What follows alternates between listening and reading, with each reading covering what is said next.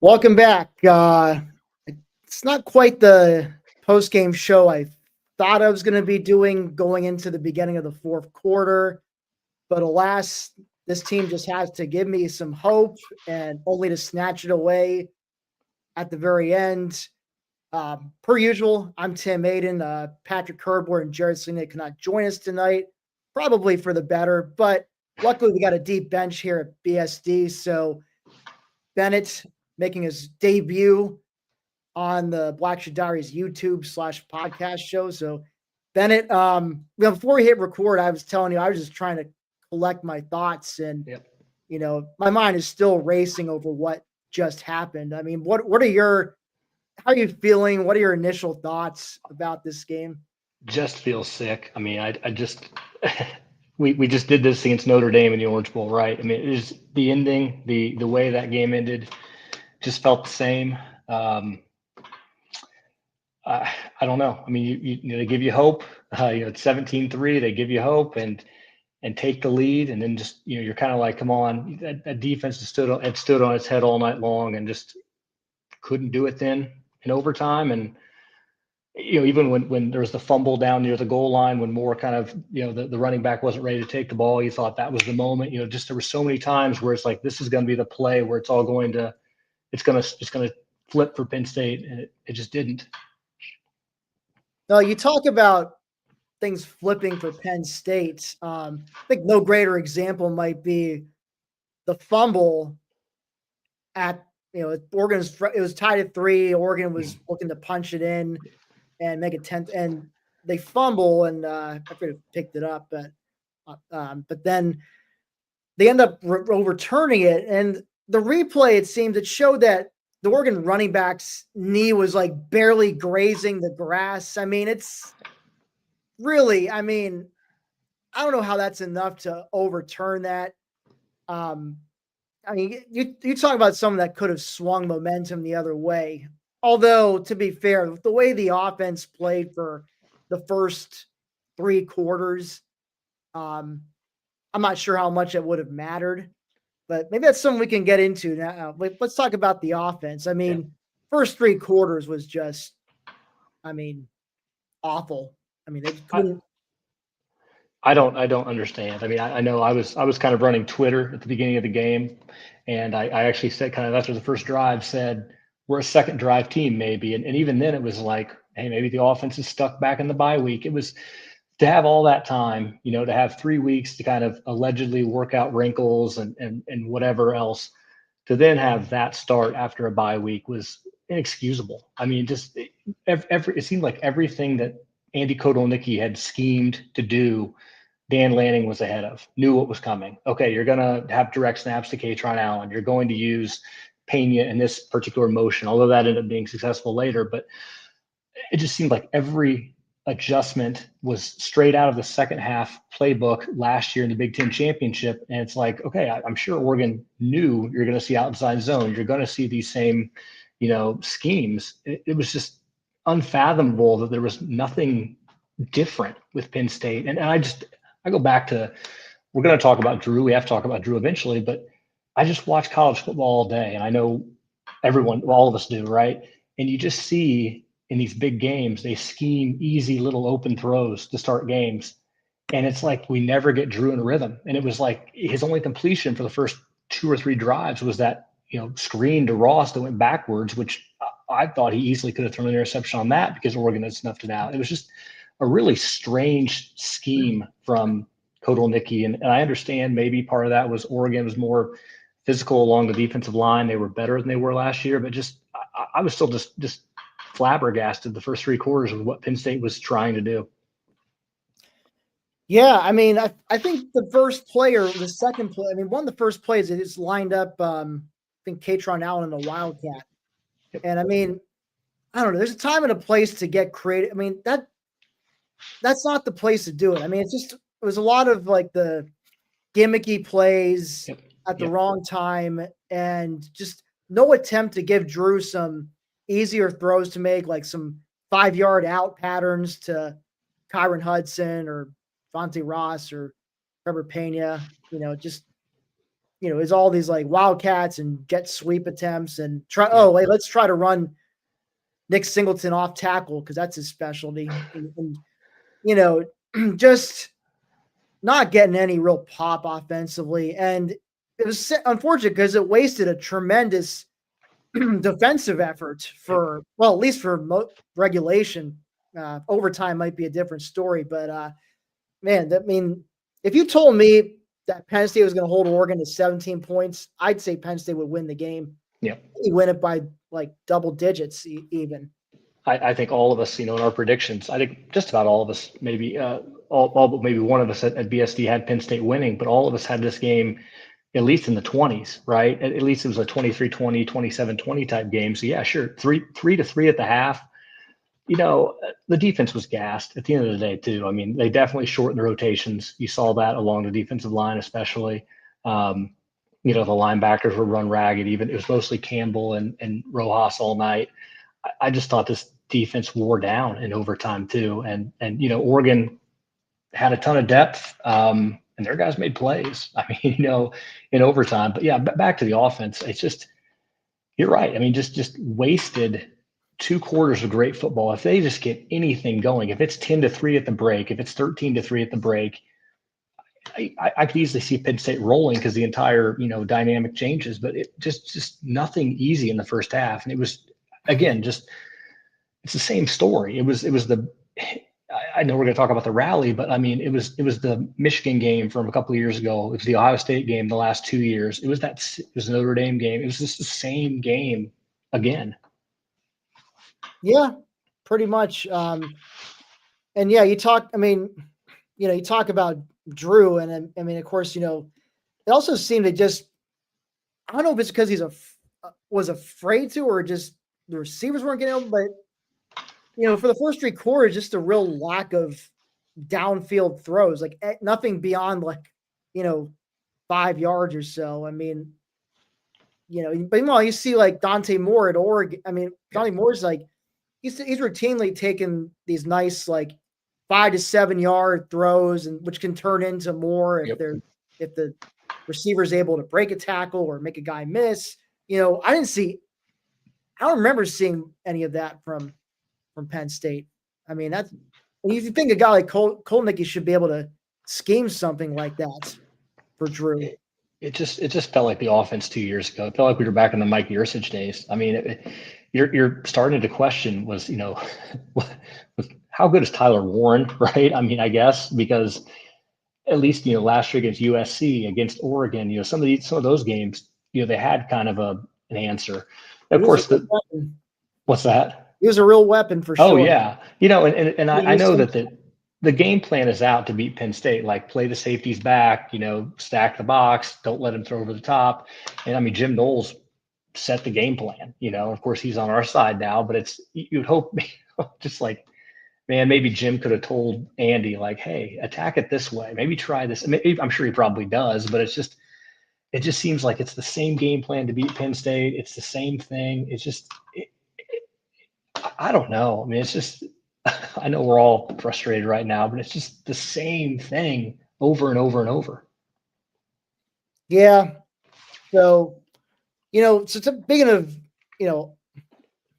so we've kind of crapped on the offense enough. Let's talk about the defense. I mean, I'll say they pretty much balled out. I mean, they balled out as best as they could. At a certain point when the offense is not able to move the ball, maintain time of possession, the D is going to get gassed. And that's what we saw in the second half. I mean, Oregon just started gashing them, and, it ultimately led them to take like a 17-3 lead in, beginning of the fourth quarter. And, of course, it seemed like, the game was over at that point. But, I mean, I'll say I was really frustrated, though, with just the sheer lack of holding calls. I mean, just all night long. And I don't, and I hate to keep harping on the refereeing because it doesn't excuse the piss poor offensive play for most of the night. So, I mean, but good Lord. I mean, I think there was one particular play I remember.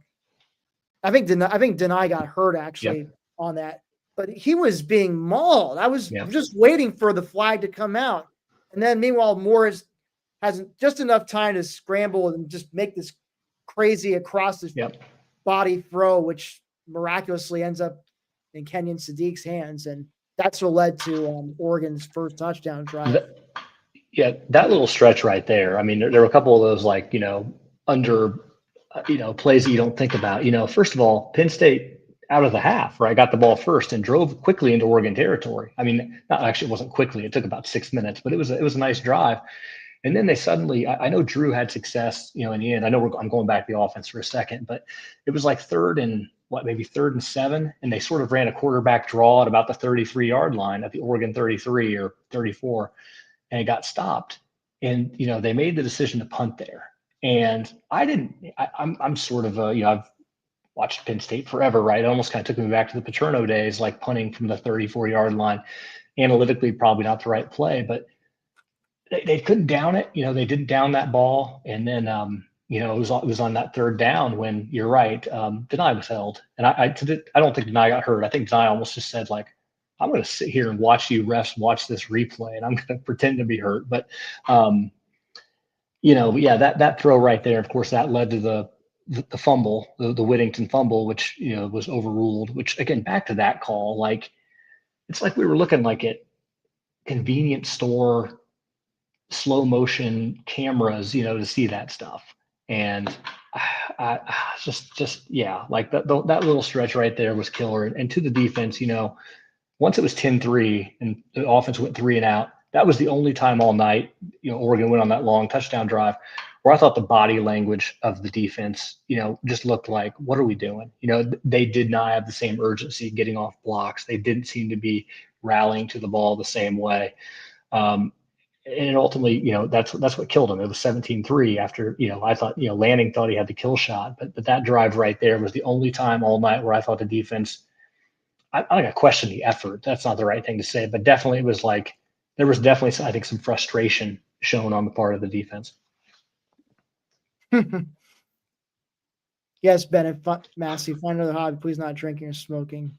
Yeah, I don't, I guess off topic. Yeah, I don't know about you, but I actually get too nervous to drink in these moments. Like, some people drink to calm their nerves, but I can't do it.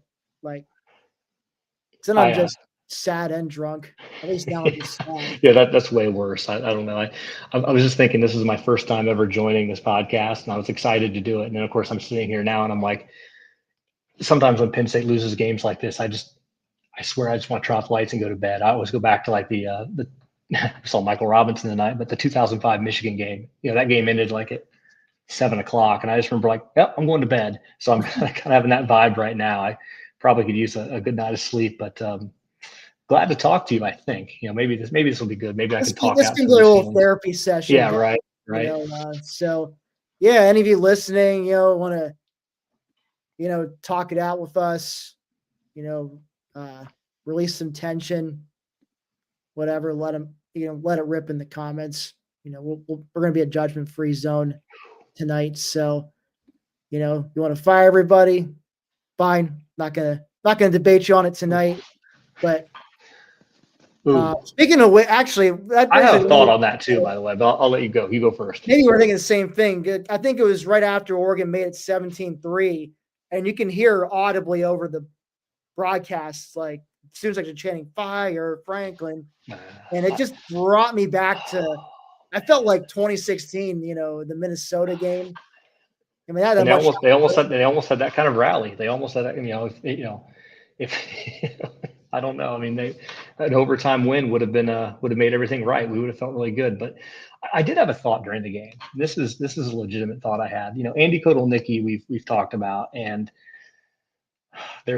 I kind of had this thought all the time, like, hey, if Penn State wants to make another deep playoff run and stuff like that, and Kotelnicki is sort of always been viewed as this, he wants to be a head coach, up and coming kind of guy. I've always kind of thought, well, how's that going to work? If he gets hired at some, P4 place, how is he going to be able to coach in the playoff? How would that happen? And now I'm like, well, who cares? Who cares? And so that was kind of I go back to last January, and or I guess December, really, even against Boise State. And I was kind of like, what is Kotelnicki doing? they've got a lead. I always go back to that game. They had a lead and they couldn't quite finish it. And then, his scheme left a lot to be desired against Notre Dame. And I'm watching them again this year, and I'm like, all the stuff, Franklin talks explosive plays, and where are the explosive plays in the pass game?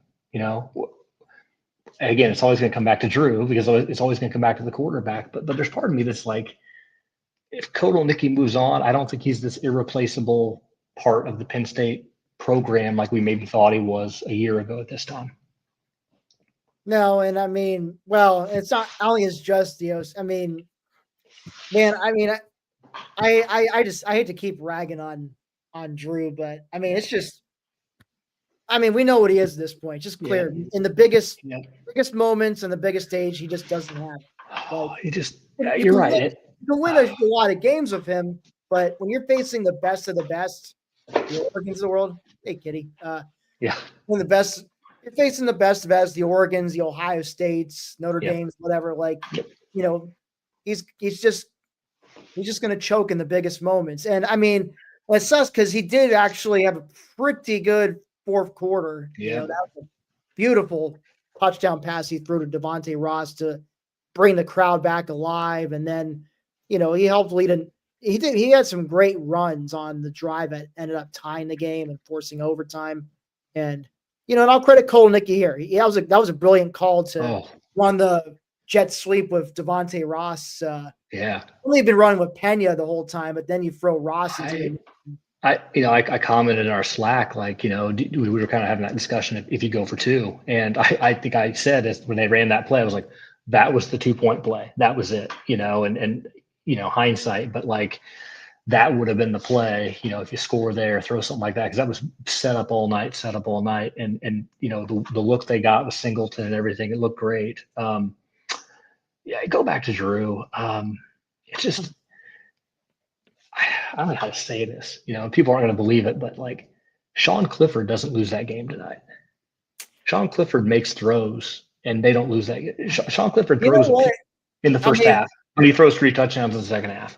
And Trace McSorley, people might argue he lost that game to Ohio State his senior year in the whiteout. Penn State led by 2 touchdowns late, but I mean, of course, there was a terrible play call with they tried to run the ball with Sanders, but like Trace goes down on his sword, and I'll give Drew that tonight. I mean, I felt like I don't know what I thought when he went on the field for that final drive, but I think there was still a part of me that was like, Drew's going to do this thing. Now, I really thought it was going to be Drew giving it to Katron, Drew giving it to Nick, and them doing it. Oh man, I don't know, but like they have a ton of confidence in him. Clear. Well, I don't really have a ton of confidence in him. It's such a weird thing. Like, I don't feel like they trusted Drew to take big throws all night. We talked about he didn't take deep shots, and then you trust him on that play on 1st and 10. With the game on the line, you actually have some momentum. It was sort of like, to throw that pass, and that's a play they've shown before. But we've seen Penn State run that sort of that sort of tight end wheel route before. So I didn't understand that at all. I thought like, let's eat. Finally Penn State had gained some level of control of the line of scrimmage. Like, let's try to continue to wear down that Oregon defense, which I think had gotten tired too. Yeah. I was going to say, I agree. Like Clifford, well, you know what? I don't know if Penn State wins, or maybe Cliff throws a couple bad interceptions, but you know what? Clifford at least taking some risks, taking some shots downfield would have been more like fearless. Same for Trace. So I don't think it's guaranteed they win with those guys at quarterback, but they surely would have gone down swinging. Yeah.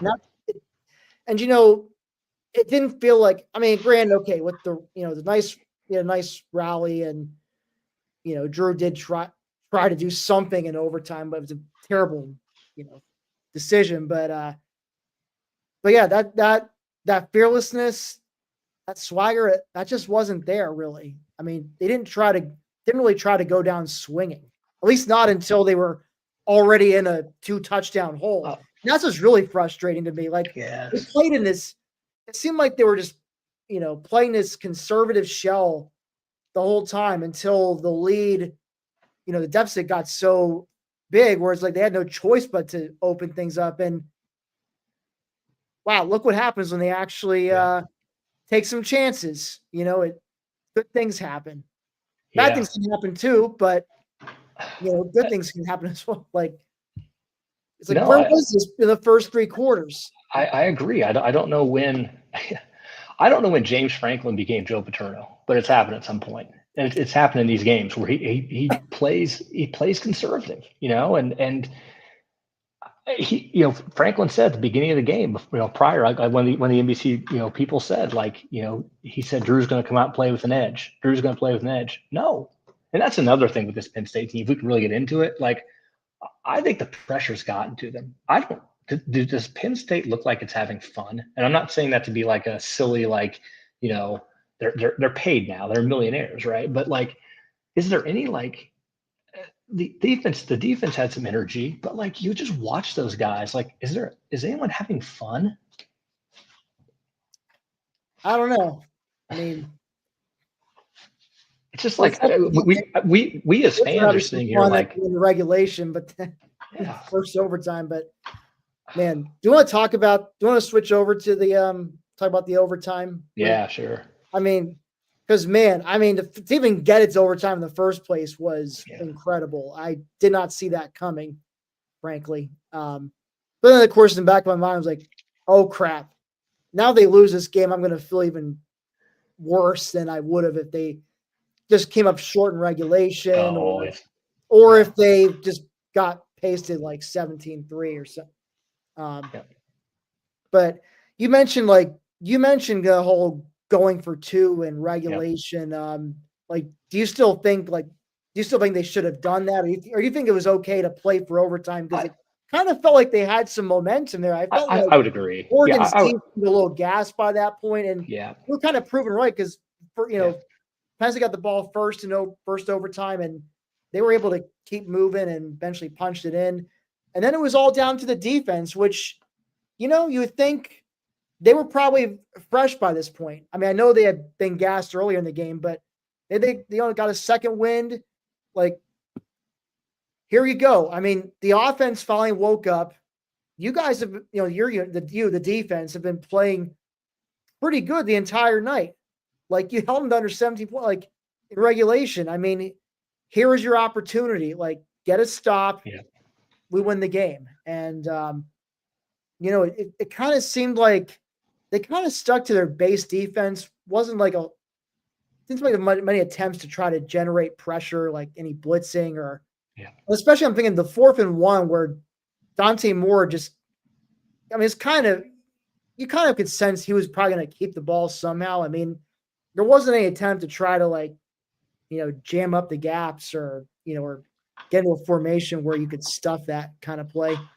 I think that's really fair. I think they played a little conservative there. I thought it was almost sort of like they were hoping more would make a mistake. I think it was sort of, they were, but again, yeah, I mean, you're up 24-17. You're playing at the student end. You're playing at the south end.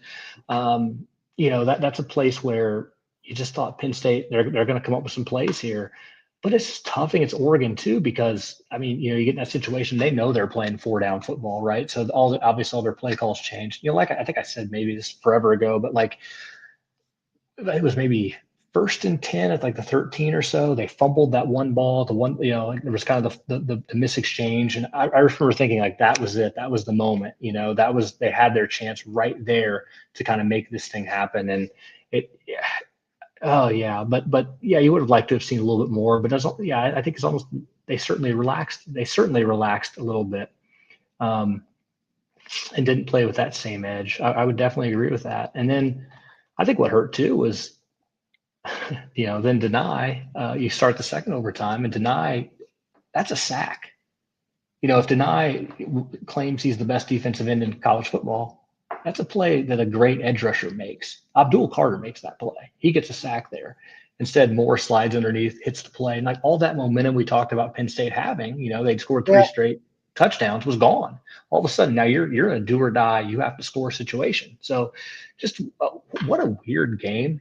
I guess one of those, looking back, sort of a weird game. Penn State, that the defense played so fantastic for 2 quarters. The offense played flawless for 3 possessions in that game, and did nothing else the entire time. Flawless though for 3 possessions. Crazy. Weird how that works. Yeah. I mean, just, again, it just comes down to, but again, come down to the offense just not doing its part for the vast majority of the game. If they had looked like the way they did in the final 10 minutes of the regulation earlier, maybe they actually pull out the win. I mean, it's just, at the end of the day, I mean, we can complain about, refs not calling holding and not fumbling in return, but frankly, if the offense had put up some more points, it'd be a moot point. I mean, what at halftime they had 69 total yards, which is kind of funny and nice, I guess. But nice, yeah, nice.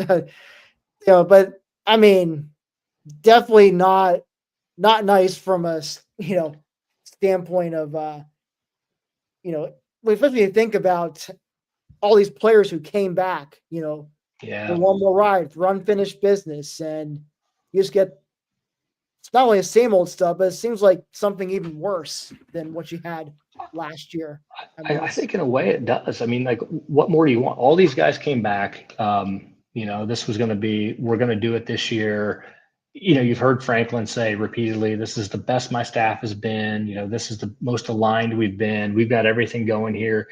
You had 110,000 people on national TV in a game against a young quarterback. Now Oregon's really good. That is a really good football team. That is a different side of this we haven't really touched, because I know we're obviously having our therapy session, but Oregon's really good.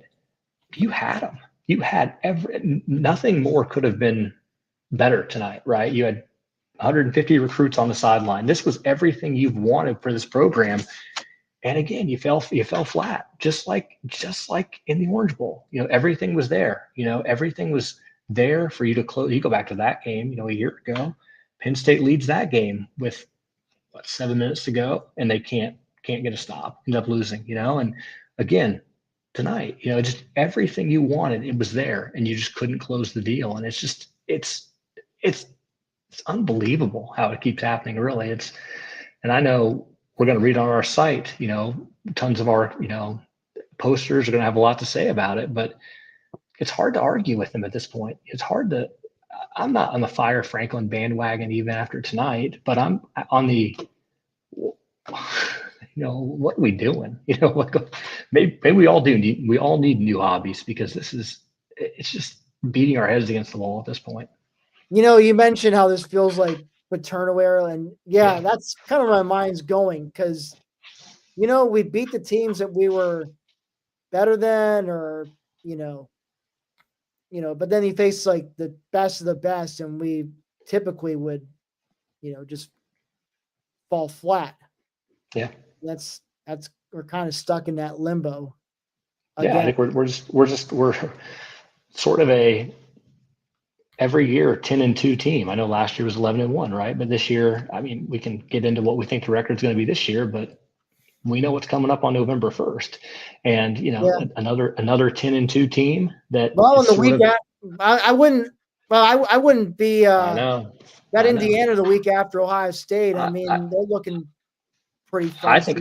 I think Iowa's tricky. Now they had and Iowa, trip to Iowa. That's injury to the quarterback today at the end of that game. But it's always a tough place to play. So yes.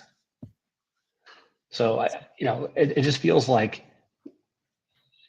I don't know. I mean, like, can this football team rebound and win? I think so. I mean, I think they still have talent, but I mean, they still strike me as gun in my head, they probably get into the playoff. They, it's definitely but probably as a road not team. Pretty, it's painful at times. I'm talking, eking out wins over Iowa and Indiana, especially. Yeah. But I think they can find a way. But then, like then it's like, okay, well, we're probably going to be playing on the road in the first round, and against a tough team, and probably lose that. Or if we're fortunate enough to win that somehow, then You're probably the number one seed. You're playing in Georgia or somebody, yeah. Yeah, so it's not. Yeah, I mean, I don't know. I mean, at least you can stop expecting national title. So yeah, with the way this, I think that's what tonight was. Not even at Penn State won tonight. I know this is weird to say, but even at Penn State won tonight, and this would have been a great victory.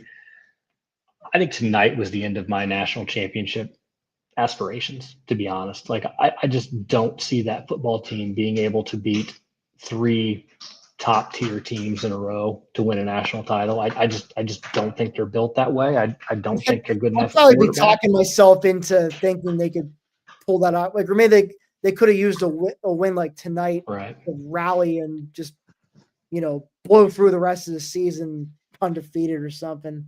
At least until that dream came crashing down in Columbus. But yeah, I mean, you make a good point. Yeah, even if they did win, I mean, it wouldn't suddenly mean that this is a team capable of winning 3 or 4 games in a playoff and winning the national title. I mean, they just don't have it in key spots. Yeah. So, that's the gist of it. Just want to go over on some stats here, especially on the defensive side of the ball.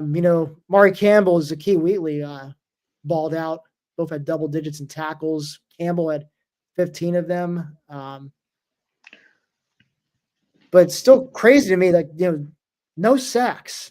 Yeah. Now, I think that kind of goes back, though, to the whole, like, them getting held and the big time refs never calling it.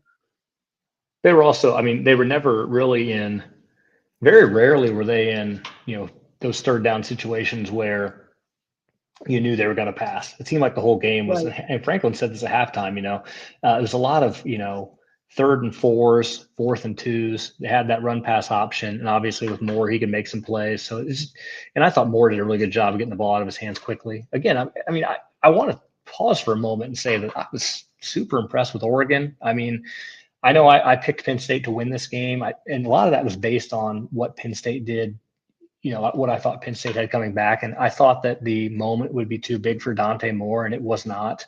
And I thought they did a good job of, getting the ball out of his hands quickly. I thought they did a good job of protecting him. Again, giving him some easy screen throws. I thought Penn State, maybe they played off coverage a little more than I would have thought, but I thought Moore got better as the game went along. The throw he made when he was scrambling, I think that was on the second touchdown drive. He hit to Corian Moore, that kind of ball over Harris. He kind of bobbled. That was just an amazing play by Dante Moore. So I was just super impressed with Oregon. I thought their defensive line, which lost all but one guy, I know they brought in Barry Alexander and stuff like that, but they were really good. I thought they were strong. Obviously, the Purdue transfer made the pick to end the game. So they did a good job reloading, and they're a much better football team than I thought they would be at this point. I think I knew Oregon, with the talent they've accrued, they were going to be really good, but just at this point, they were much better than I thought they would be. Yeah, no, color me impressed with Oregon. They're further along than I thought they would be with, we're having to replace a bunch of key guys from last year. And Dante Moore especially making his first road start as a Duck in this environment. I figured they wouldn't be like intimidated by the whiteouts, but I figured maybe it would still, cause some screw ups more than it ended up causing. Yeah. The only one I can really think of is, when they false started on 4th and inches at midfield, and then were forced to punt on a 4th and 5. But they did handle their business pretty well for the most part. Yeah, they did turn it over. They did not turn the ball over. There were a couple of those plays. We've obviously talked about the one at the goal line, but there was one really early where I thought, they threw to DeCorian Moore and he kind of tipped the ball in the air, and AJ Harris had a chance that went back through his hands and back into Moore's hands for maybe a 5-yard gain. That was a big play early. I think there was one throw that Moore got tricked on a little bit. I think this is when Oregon settled for that field goal, the field goal they made, or maybe it was the one they missed. I can't remember, but I think he got fooled a little bit by a coverage and thought they had him, thought he had man coverage and threw kind of into a zone. But even that was a ball that Penn State didn't really have a chance to pick off. So, no turnovers. We can talk about the holding penalties, but not a lot of penalties. I mean, the one key personal foul, which kind of really helped Penn State in the fourth, but they played a pretty clean game and, used a lot of different people. And you're right. I know Todd Blackwood said this a lot on the broadcast, but the snap operation was really solid. There weren't a lot of false starts. Penn State didn't seem to be getting great jumps off the line because of the crowd noise, and they neutralized, Deni Dennis Sutton. I mean, at the end of the day, and we didn't really hear his name a whole lot. I was impressed with Oregon, and again, I think I would think the whiteout is probably worth a touchdown, give or take. So, is Oregon probably a 10 to 12 point better team than Penn State if they were to rematch in Indianapolis? Probably. Yeah. I mean, Oregon definitely looked like the better team most of the night. I mean, frankly, despite the comeback, Oregon still deserved to win that game just in the totality of how they played that game. I mean, they were just the more consistent team throughout, so, I mean, I guess this is what I'm also telling myself too, so I'm not too angry about this. So I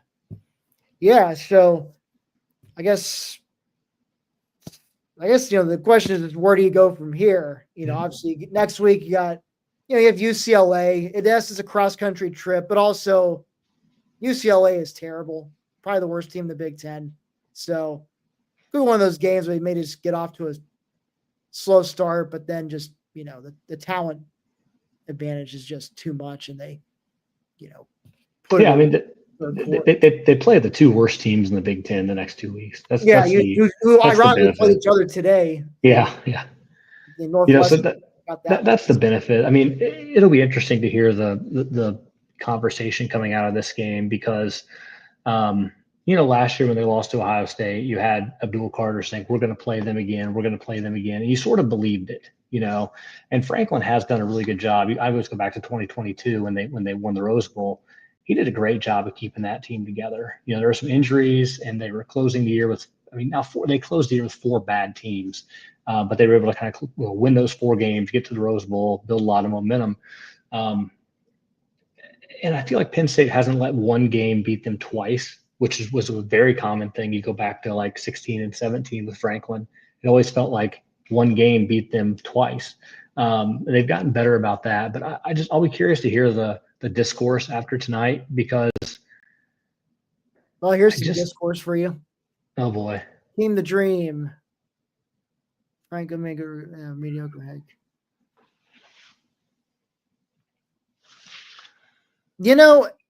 I'm not sure how much I can blame Franklin as I don't think his in-game coaching was. Yeah. I mean, this one falls on on Drew. This also falls on Nicky. Yeah. I would agree with that. I mean, I think the one thing I would criticize him for Franklin for is for punting from punting to open a third quarter. That was such a Joe Paterno move. It was a Kirk Ferentz, Joe Paterno, Jim Tressel. Yeah, exactly. Big Ten football 2005. I know it's 4th and 9, but you're in no man's land. I mean, is it going to kill you to go for it? No. You don't get it. Okay, so Oregon's still they're in their own territory. It was the equivalent. It was 13 yards. It was 13 yards. That was the difference. I mean come on. I'm weird. I was kind of I'd be okay with it if you could execute it, but it wasn't even close to being executed, even if you put that ball inside the 10, but you didn't. I mean, you tried to pin him right at the goal line. It bounced in. I don't know. That's probably the one call I think with Franklin. Other than that, I thought he went for it on a couple fourth downs and got it. He went early on a field goal drive. They went for it to open the game, to take the lead. They went for it on 4th down. So, I thought he matched Lanning's aggressiveness. I thought Lanning was maybe a little overly aggressive. When it was 10-3 and he went for it on 4th and 1 and they scored. And that was, he was kind of giving Penn State a lifeline. I know they scored, but it was sort of one of those, like, I probably just would have gone up 13-3 because it didn't seem like Penn State was going to put together 2 touchdown drives. Now, it ended up working for Lanning. Good for him. Well, it was a good thing he did that because, assuming if all is held equal, maybe Penn State wins that game. Oh, more stuff from our friend Hakeem. Thinks Drew will be a better pro quarterback due to coaching. I mean, again, if he has a 10-cent head, I mean, that's going to be what does him in at the pro level in the end. I think the thing with Drew is he just, oh man, I mean, it's just he doesn't anticipate guys being open. He doesn't throw guys open. He doesn't trust tight windows. No. It's like he doesn't trust the thing that he has, which he has an arm that no one else has. He doesn't just let it go. Yeah, so that's about we were at the 40-minute mark, and of course I know you're ready to go to bed, Bennett. And, I think we're all ready to go to bed. It's midnight. It's just past midnight here on the East Coast. And so any final thoughts, Bennett, before we close this personal therapy session? Yeah, I mean, again, we'll see where they go from here. Thank you, Hakeem. Yeah, thank you. Do I think this team?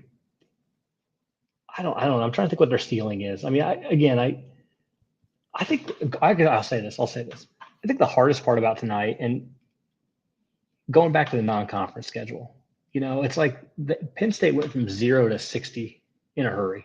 There was, you would have loved to have seen a Michigan State or Rutgers tonight, or West Virginia.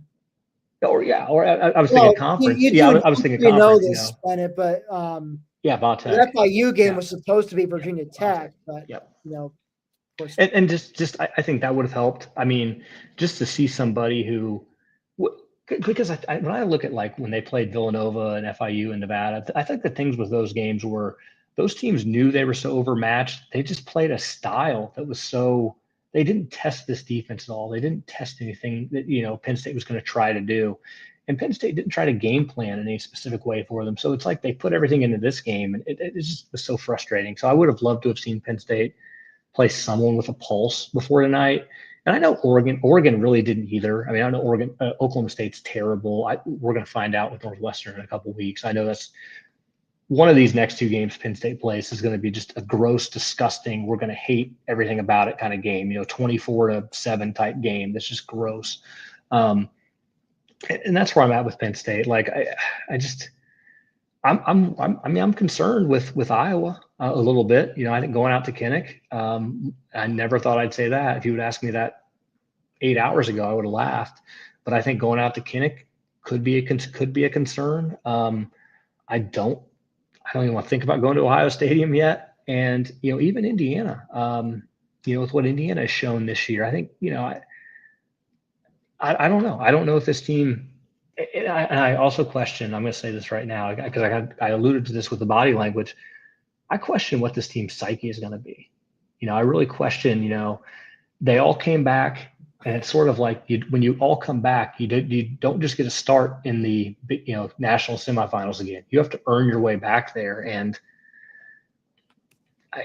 college football is a fickle sport, right? And just crazy stuff happens every week. We see it every single weekend. That things happen. So, Penn State let one get away tonight against a really, really good football team, and I think the schedule is trickier than we realize, and I think it's a lot trickier than last year's schedule.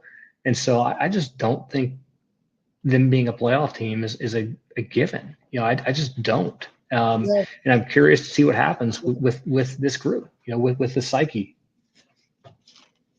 Yeah, that remains to be seen. And the first step towards that will come next week when they get to go there. I call it their little therapy spot with UCLA. Should be a fairly easy win, but then it's to where it goes from there.